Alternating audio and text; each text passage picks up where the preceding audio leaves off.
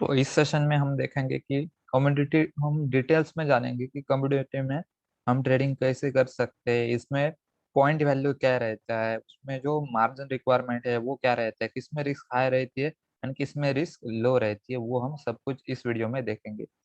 तो हमने जो डिस्कस किया था पिछले वाली वीडियो में, नॉन एग्री कमोडिटी में जो प्रीशियस मेटल्स आते हैं, गोल्ड सिल्वर प्लेटिनम, एंड जो बेस मेटल है उसमें क्या आता है, steel copper aluminium zinc nickel. And जो थर्ड आता है एनर्जी, एनर्जी में क्या आता है, crude oil thermal coal natural gas. तो बेसिकली जो मेन इंपॉर्टेंट पॉइंट है, तो ज़्यादा वॉल्यूम हमें ये जो प्रीशियस मेटल रहता है उसमें गोल्ड रहता है, सेकंड जो है सिल्वर है, उसके बाद एनर्जी में है crude oil and natural gas, and जो बेस मेटल है उसमें एल्यूमिनियम एंड कॉपर। तो इसमें थोड़ा बहुत वॉल्यूम रहेगा। तो हम बेसिकली जिसमें किस जो कौन सा एक कमोडिटी है जिसमें हमें परफेक्टली कंसिस्टेंट प्रॉफिट निकाल सकते हैं एंड कंसिस्टेंट उसमें हमारा जो फंड है वो ग्रो कर सकते हैं, जिसमें रिस्क लो हो एंड कैपिटल रिक्वायरमेंट बहुत कम हो। तो इस वजह से क्या होगा, जिसके पास कम कैपिटल भी होगा ना, तभी वो वहां पे ट्रेड कर पाएगा। तो हम मैथ में अभी सीधा जीरोधा के डैशबोर्ड पे लेके चलता हूँ। तो जीरोधा के डैशबोर्ड पे ही देखेंगे कौन कौन से कमोडिटी को हमें कितना फंड एंड कितना मार्जिन लग रहा है। तो यहाँ पे देखो मैंने गोल्ड एम डाला है। गोल्ड एम क्या है, तो गोल्ड एम मतलब गोल्ड मिनिमम, मतलब वो बहुत कम कर देता है वहां पे जो फंड रहता है गोल्ड के लिए, जो फंड हमें लगने वाला रहता है, जो ज्यादा फंड रहते हैं। अभी मैं आपको दिखाता हूँ, जैसे मैं यहाँ पे टाइप करता हूँ गोल्ड, गोल्ड फ्यूचर मैंने डाल दिया। ठीक है, तो गोल्ड फ्यूचर में सीधा डाल दिया, ओनली गोल्ड फ्यूचर। तो इसे मैं सीधा बाय करने के लिए जा रहा हूँ। तो यहाँ पे देखो क्या हो रहा है, गोल्ड फ्यूचर सीधा मैं बाय करने गया ना, तो एक प्रॉब्लम आ रही है यहाँ पे, जो मार्जिन रिक्वायरमेंट है वो ज्यादा मांग रहा है। कितना मांग रहा है यहाँ पे, 2,76,000 रुपीज मांग रहा है। तो इतना फंड तो हमारे पास नहीं होगा।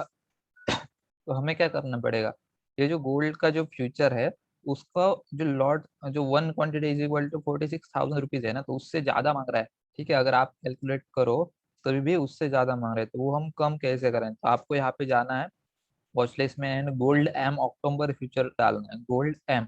गोल्ड एम आप डालोगे ना यहाँ पे तो ये फ्यूचर आएगा।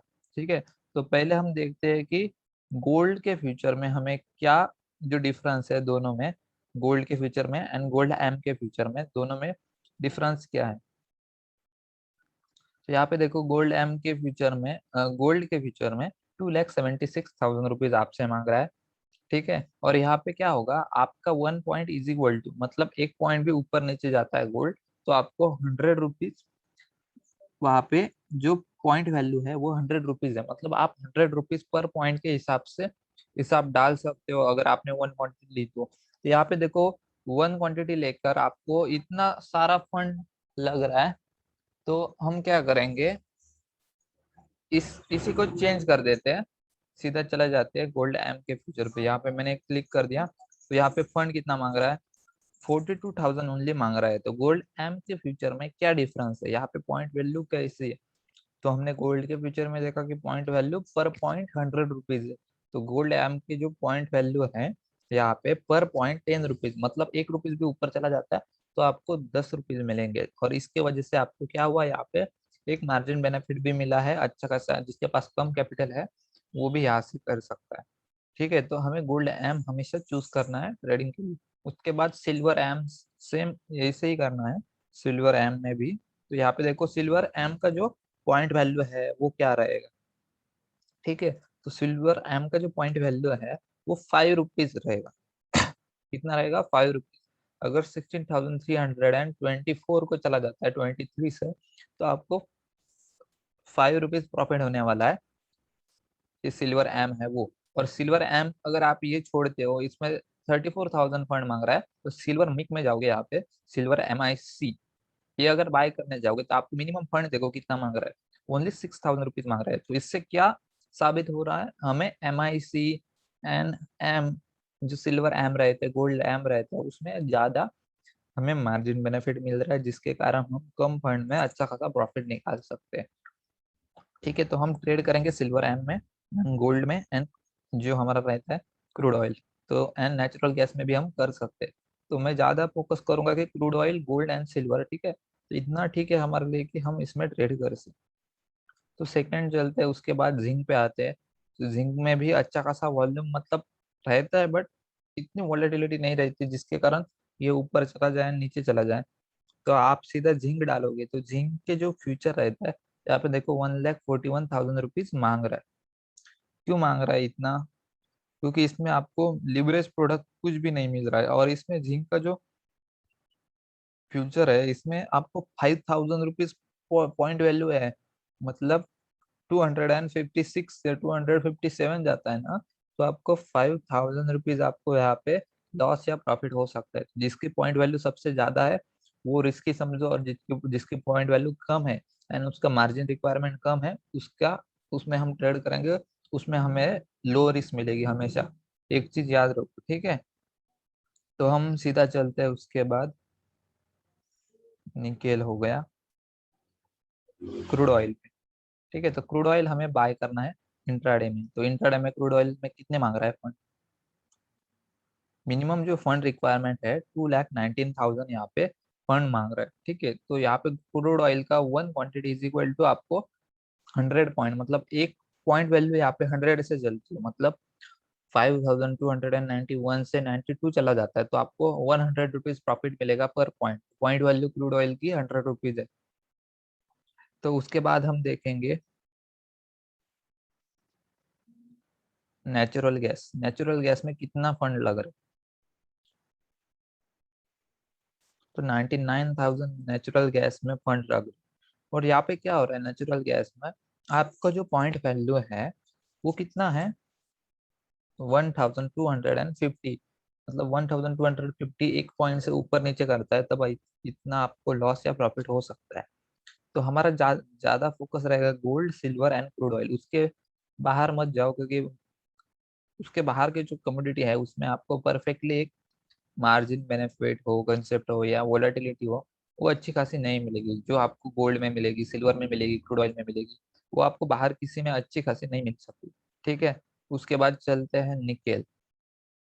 निकेल अगर हम बाय करना चाहते हैं तो यहाँ पे देखो कितना फंड मार्जिन रिक्वायरमेंट, 2,73,000। तो निकेल में आप देखोगे यहाँ पे निकेल की जो पॉइंट वैल्यू है 1,500 रुपीज है, मतलब 1,500 रुपीज। तो यहाँ पे क्या होगा, अगर आपने निकेल का सेप फ्यूचर इंट्राडे में बाय कर लिया, तो एक पॉइंट भी ऊपर चला जाता है तो 1,500 रुपीज प्रॉफिट होगा, एक पॉइंट नीचे चला जाता है तो 1,500 रुपीज आपको लॉस होगा। उसके बाद चले जाते हैं कॉपर पे। कॉपर पे देखते हैं हमें क्या समझ आ रहा है। यहाँ पे मार्जिन रिक्वायरमेंट भी ज्यादा है, हद से ज्यादा है, 1,67,000। एंड जो कॉपर का जो पॉइंट वैल्यू है ना वो हम देखेंगे। कॉपर का जो पॉइंट वैल्यू है 2,500 रुपीज। मतलब एक पॉइंट भी ऊपर चला जाता है 723 को चला जाता है 22 से, तो आपको 2,500 आपको लॉस या प्रॉफिट होगा। तो उस हिसाब से आपको ट्रेड करना होगा। तो इस वजह से मैं यहाँ पे क्या बता रहा हूँ चिक चिक के, ये जो कॉपर है, लीड है, जिंक है, निकेल है, एल्यूमिनियम है, इसमें जो आपकी रिस्क मैनेजमेंट है वो परफेक्ट नहीं रहेगी। तो इस वजह से हम क्या कर सकते हैं, हम गोल्ड में, सिल्वर में एंड क्रूड ऑयल में ऐड कर सकते हैं। बाकी को आप ओनली देखो, विजुअलाइज करो, वो कैसे बिहेव कर रहे हैं चार्ट्स वो आप देख सकते हैं, बट ट्रेडिंग नहीं करनी है। ट्रेडिंग किस में करनी है? गोल्ड, सिल्वर या तो क्रूड ऑयल। तो उसके आगे हम चले जाते हैं, एल्यूमिनियम देखते हैं। एल्यूमिनियम हम बाय करने चले जाते हैं तो यहाँ पे 1,04,000 रुपीज मांग रहा है। तो एल्यूमिनियम का जो हमारा जो पॉइंट वैल्यू है, अगर एल्यूमिनियम 228 से 229 तक चला जाता है तो आपको 5,000 रुपीज प्रॉफिट होगा। एंड जो अगर वन पॉइंट नीचे चला जाता है तो आपको 5,000 लॉस होगा। तो ये जो पॉइंट्स है वो आपको परफेक्टली दिमाग में रखने होंगे, जिसके कारण आप परफेक्टली मार्केट में ट्रेड कर पाओ और आपका जो रिस्क मैनेजमेंट है वो परफेक्ट रहे, जिसके कारण आपको लॉस ना हो। तो गोल्ड एम का मैं चार्ट ओपन करता हूँ यहाँ पे, और इनकी एक्सपायरी है ना, क्रूड ऑयल या सिल्वर हो, ये सब क्रूड ऑयल की जो एक्सपायरी रहती है वो अलग अलग रहती है, ऊपर नीचे ऊपर नीचे। जैसे कि पकड़ो क्रूड ऑयल की अगर एक्सपायरी हम देखने जाए तो हर मंथ के 19 डेट को क्रूड ऑयल की एक्सपायरी होती है। सेम उसके बाद हम देखेंगे कि गोल्ड की एक्सपायरी कब होती है, तो हर मंथ के 4 तारीख को गोल्ड की एक्सपायरी रहती है। ठीक है।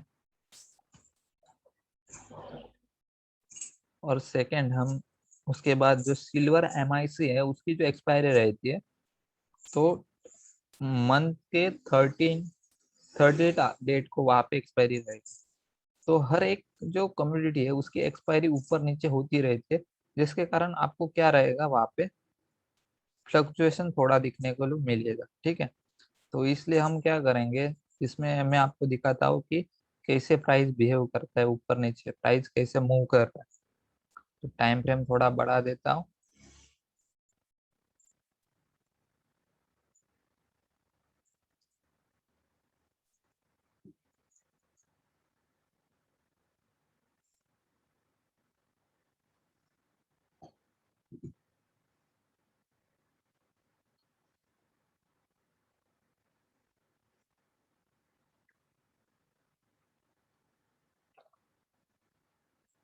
ठीक है, तो हम नेक्स्ट सेशन में देखेंगे कि डिटेल्स में क्रूड ऑयल में कैसे ट्रेड कर सकते हैं, या जो चार्ट रहता है उसका एनालिसिस हम कैसे कर सकते हैं। ठीक है। तो यहाँ पे ये सेशन मैं एंड कर देता हूँ, जिसके कारण आपको परफेक्टली ये जो कंसेप्ट है वो अच्छे से क्लियर हो चुकी होगी, एंड आप ये जो कंसेप्ट मैंने सिखाई है वो अच्छे से रिवाइज कर सको। ठीक है।